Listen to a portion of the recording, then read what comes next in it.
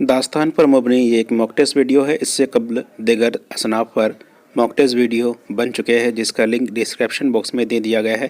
آپ حضرات سے گزارش ہے کہ ان ویڈیوز کو بھی دیکھیں۔ پہلا سوال ہے، خواجہ امان دہلوی نے ان میں سے کس داستان کا ترجمہ کیا؟ باغ و بہار، رانی کیتکی کی کہانی، سبرس یا پھر بوستان خیال؟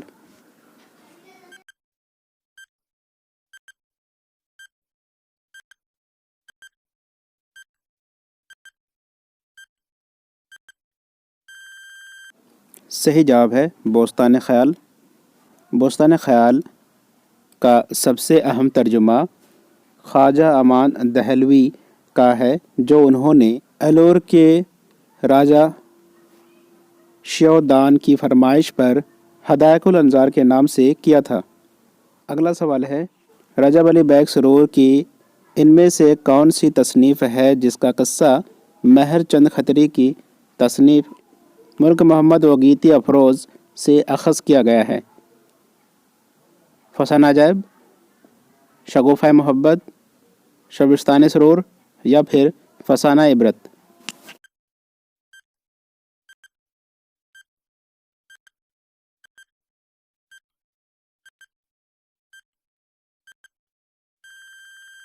صحیح جواب ہے نمبر 2، شگوفہ محبت۔ شگوفہ محبت سرور کی تصنیف کردہ دوسری داستان ہے، جس کی سنِ تصنیف 1856 ہے۔ اس کا قصہ یعنی شگوفہ محبت کا قصہ مہر چند کھتری کی تصنیف قصہ ملک محمد وگیتی افروز سے اخذ کیا گیا ہے۔ اگلا سوال ہے، شہپال ان میں سے کس داستان کا کردار ہے؟ باغ و بہار، رانی کیتکی کی کہانی، سبرس یا پھر بوستان خیال؟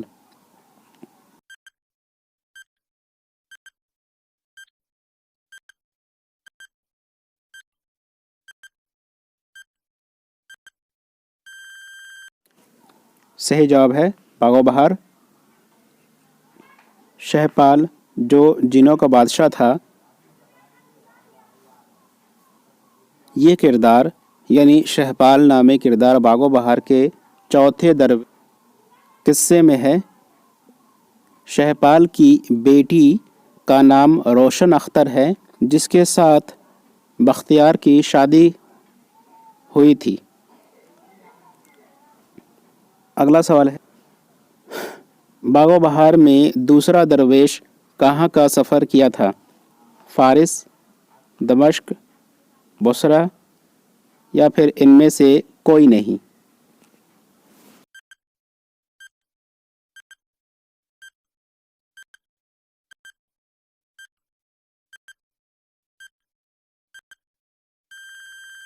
صحیح جواب ہے نمبر 3 یعنی بصرہ۔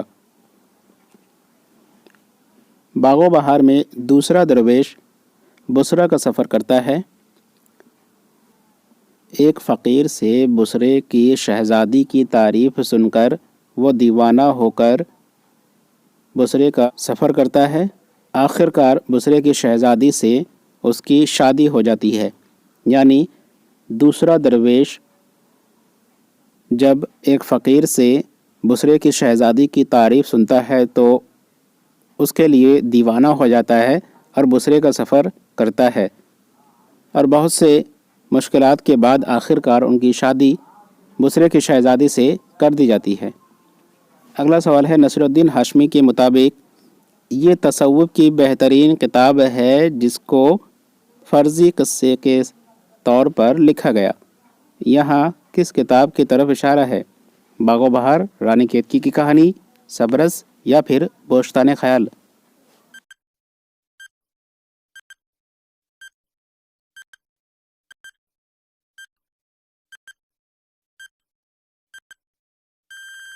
صحیح جواب ہے نمبر 3 یعنی سبرس۔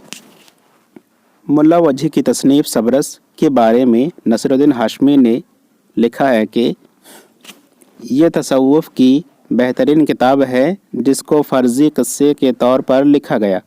سبرس 1635 عیسوی میں لکھی گئی۔ اگلا سوال ہے غازی الدین حیدر نے 1824 عیسوی میں ان میں سے کس ادیب کو لکھنؤ سے جلا وطن کیا تھا؟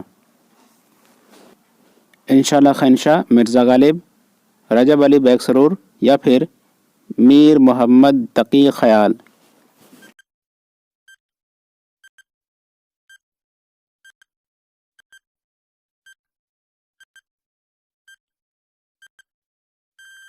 نمبر 3، رجب علی بیگ سرور۔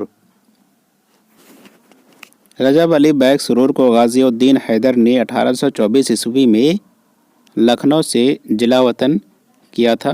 نواب غازی الدین حیدر نے ایک قتل کے الزام میں رجب علی بیگ سرور کو 1824 عیسوی میں لکھنؤ سے جلا وطن کیا تھا اور سرور کانپور چلے گئے تھے۔ نصیر الدین حیدر جب تخت نشین ہوئے تو سرور کا قصور معاف ہوا اور لکھنؤ آنے کی اجازت مل گئی۔ غازی الدین حیدر کے وقت 1824 عیسوی میں لکھنؤ سے کانپور رجب علی بیگ سرور کو جانا پڑا اور جب نصیر الدین حیدر تخت نشین ہوئے تو پھر واپس کانپور سے لکھنؤ رجب علی بیگ سرور آئے۔ ان میں سے کون سا جملہ درست ہے؟ نمبر 1، جان عالم انجمن آرا معاذ الدین۔ نمبر 2، جان عالم نوفل معاذ الدین۔ نمبر 3، معاذ الدین مبارک حاتم طائی۔ نمبر 4، حاتم طائی مبارک یوسف۔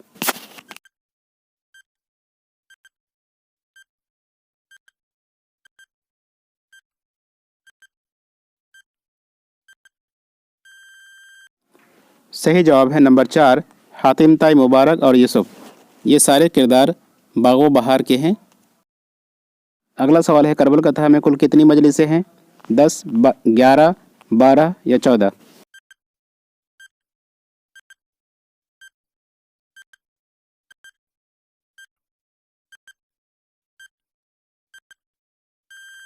یہ جواب ہے نمبر 3 یعنی 12۔ کربل کتھا میں کل 12 مجلسیں ہیں۔ فضل علی فضلی کی کربل کتھا میں کل 12 مجلسیں ہیں۔ کربل کتھا کو فضل علی فضلی نے محمد شاہ کے عہد میں 1732 عیسوی میں لکھا تھا۔ عیسیٰ نامی کردار باغ و بہار کے کس درویش کے قصے میں ہے؟ پہلا، دوسرا، تیسرا یا چوتھا درویش؟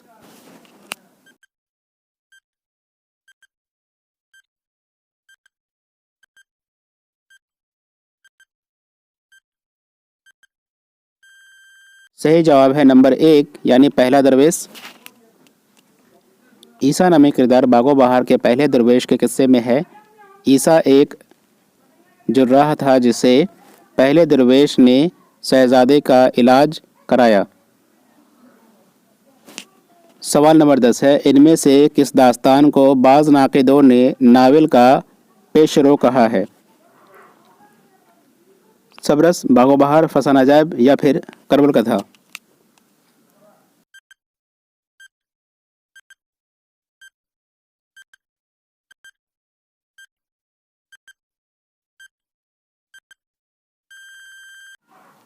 صحیح جواب ہے نمبر 3 فسانہ عجائب۔